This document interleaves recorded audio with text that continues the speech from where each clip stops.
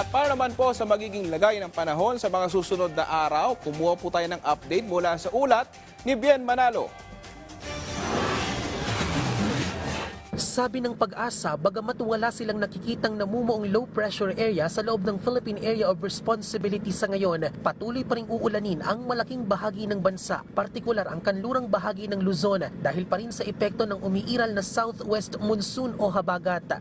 Sabi pa ng Pag-asa, maliit ang tsansa na magkaroon ng bagyo sa mga susunod na araw pero patuloy pa rin makakaapekto ang habagat. Makararanas ng maulap na kalangitan na may kalat-kalat na pag-ulan, pagkulog at pagkidlat ang malaking bahagi ng Luzon. Katamtaman hanggang sa malakas na pag-ulan ang mararanasan ngayong araw sa Ilocos Sur, La Union, Pangasinan, Zambales, Bataan at Occidental Mindoro. Generally fair weather o maaliwalas na panahon naman ang mararanasan sa Visayas at Mindanao pero posible pa rin ang pulupulong pag-ulan, pagkulog at pagkidlat sa gabi. Wala namang nakataas na gale warning sa mga karagatan kaya pinapayagang lumaot ang mga sasakyang pandagat. Samantala, patuloy pa rin binabantayan ng Pag-asa ang bagyong Emong na may international name na Komey at bagyong Krosa na parehong nasa labas ng Philippine Area of Responsibility. Dito naman sa Metro Manila, makararanas pa rin ng katamtaman hanggang sa malakas na pag-ulan na may pagkulog at pagkidlat lalo na sa gabi. Habang bukas, Lunes, July 28, ang State of the Nation Address ng Pangulo. Ayon sa Pag-asa,